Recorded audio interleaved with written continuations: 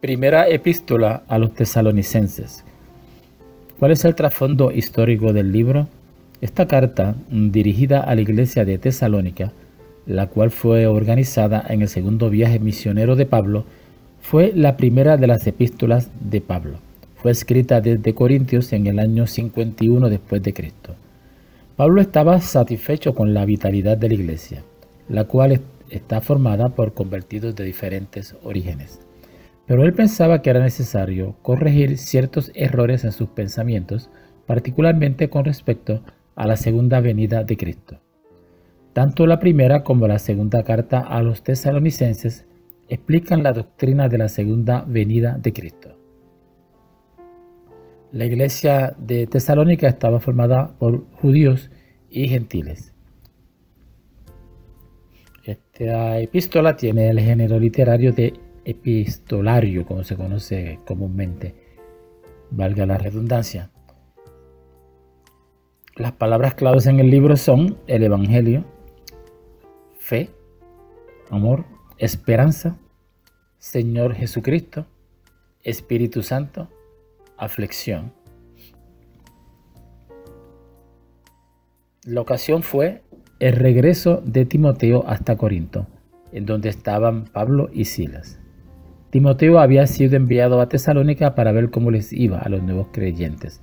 Capítulo 3, versículos 5 al 7.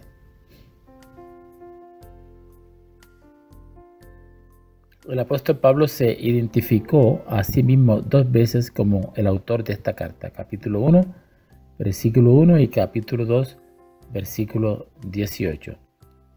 Aunque Pablo fue el autor inspirado, la mayoría de los pronombres en la primera persona del plural, nosotros, nuestro, se refiere a los tres. El hecho de que Pablo es el autor no ha sido cuestionado hasta hace poco por críticos radicales, pero sus intentos por atacar a Pablo como el autor han fracasado.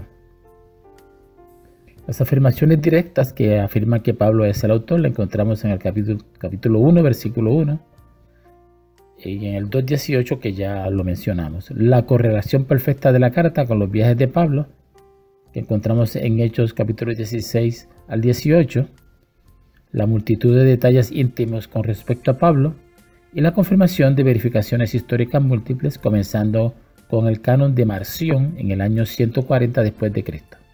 Queda así claramente establecido quién es el autor de la epístola. Contexto histórico de Primera Tesalonicense. Tesalónica, que es la Salónica moderna, yace cerca del lugar antiguo de Terma, en el Golfo Termaico, en las partes norte del mar Egeo. Esta ciudad se volvió la capital de Macedonia en el año 168 a.C. y disfrutó del estatus de una ciudad libre, la cual fue gobernada por su propia ciudadanía. Hechos capítulo 17, versículo 6, bajo el Imperio Romano. Debido a que estaba localizada en la carretera principal que iba de este a oeste, es decir, la vía Ignacia, Tesalónica servía como los cuarteles generales de actividad política y comercial en Macedonia, y llegó a ser conocida como la madre de toda Macedonia. En el día de Pablo la población alcanzó las 200.000 personas. Originalmente Pablo viajó 160 kilómetros de Filipos vía Anfípolis y Apolonia a Tesalónica en su segundo viaje misionero. Eso fue en el 50 después de Cristo y se encuentra en Hechos capítulo 16 versículo 1 al 18 y también en el capítulo 22 de Hechos. Como era su costumbre al llegar, él buscó la sinagoga en la cual enseñara a los judíos locales el evangelio. Hechos capítulo 17 versículos 1 y 2. En esa ocasión dialogó con ellos a partir del Antiguo Testamento en referencia a la muerte y resurrección de Cristo, para probar que Jesús de Nazaret verdaderamente era el Mesías prometido. Hechos capítulo 17 versículos 2 y 3. Algunos judíos creyeron y poco después prosélitos griegos y algunas mujeres de recursos de la comunidad también fueron convertidos. Hechos capítulo 17 versículo 4.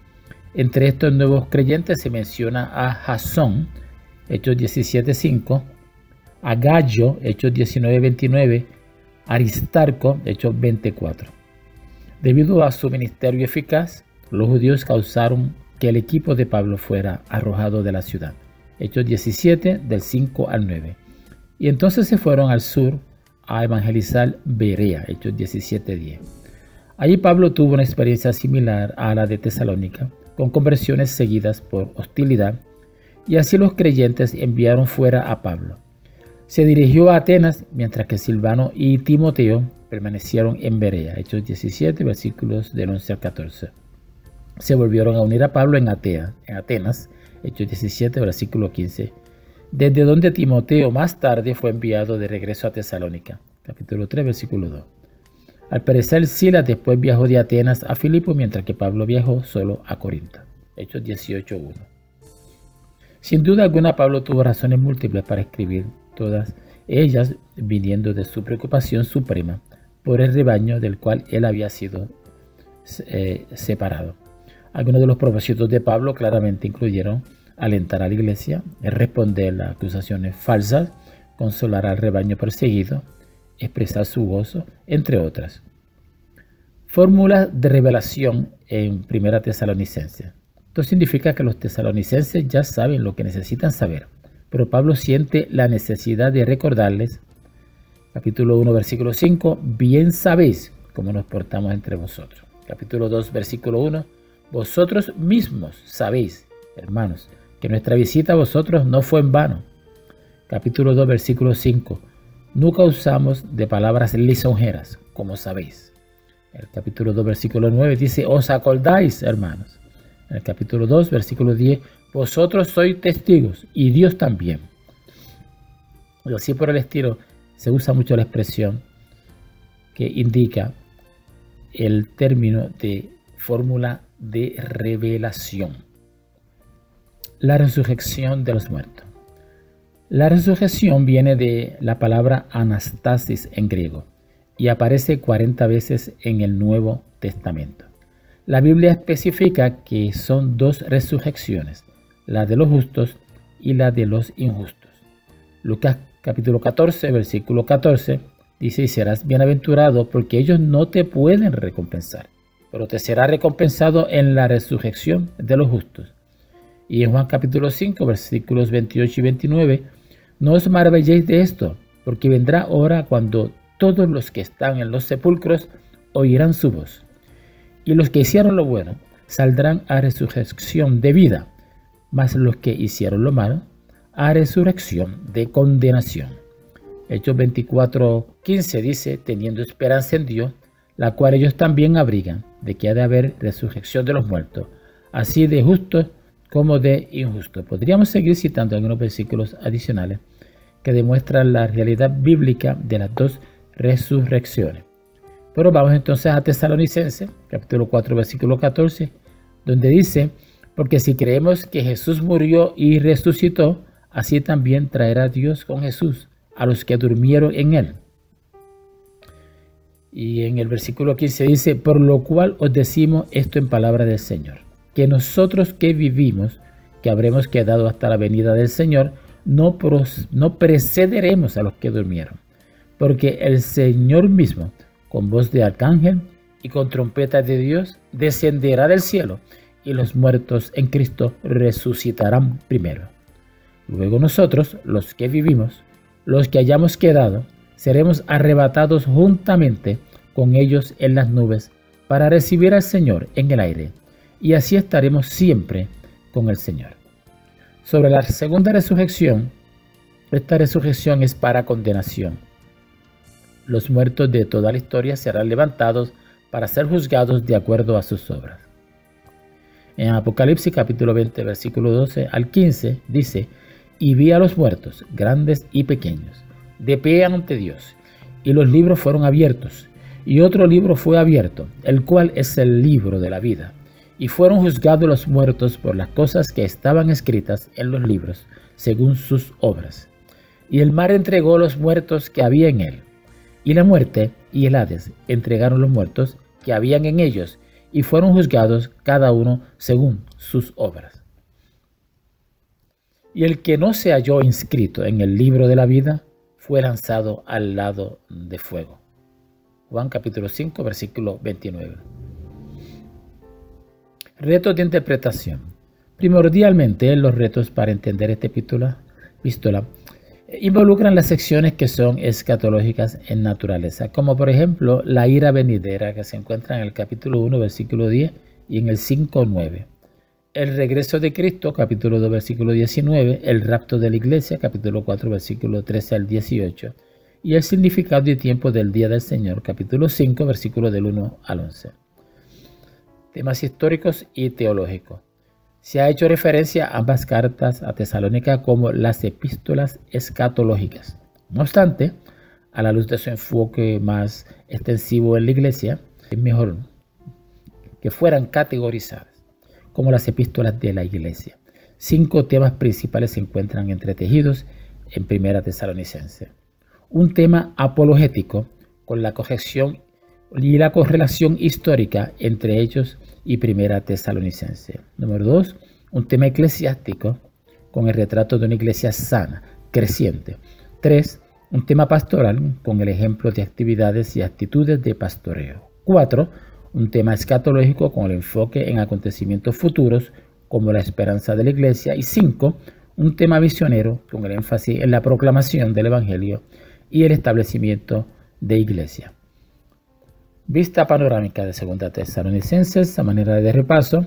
Localizada esta ciudad en la costa noroeste del Mar Egeo, con el monte Olimpo a la vista, Tesalónica, actual Salónica, estaba estratégicamente situada. La iglesia de Tesalónica era la segunda que el equipo de Pablo estableció en su primer viaje que lo llevó hasta Europa. En los primeros 3 capítulos, Pablo se muestra agradecido por el pasado. Él elogia a los tesalonicenses por la realidad y reputación de su fe. Capítulo 1, versículos 2 al 10. En los capítulos finales, Pablo anticipa el futuro y prepara a los creyentes de Tesalónica en varias maneras. Les hace recordar que la gracia del Padre y del Hijo es lo que sostiene a los creyentes mientras aguardan el prometido regreso de Cristo por sus santos. Capítulo 1, versículo 1. Sus saludos finales incluyen una bendición, capítulo 5, versículo 23, y una referencia a la fidelidad del Señor, capítulo 5, versículo 24.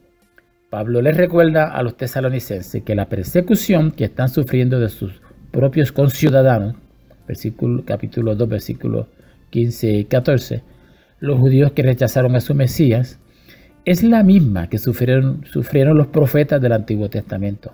Jeremías capítulo 2, versículo 30, Mateo capítulo 23, versículo 31. Jesús advirtió que los verdaderos profetas de Dios siempre tendrían la oposición de los impíos. Lucas capítulo 11, versículo 49. En Colosense, Pablo les recuerda esa verdad. Muchas gracias, queridos hermanos de la Iglesia Defensores de la Fe de Guayama, por su atención. Continuaremos con estos estudios.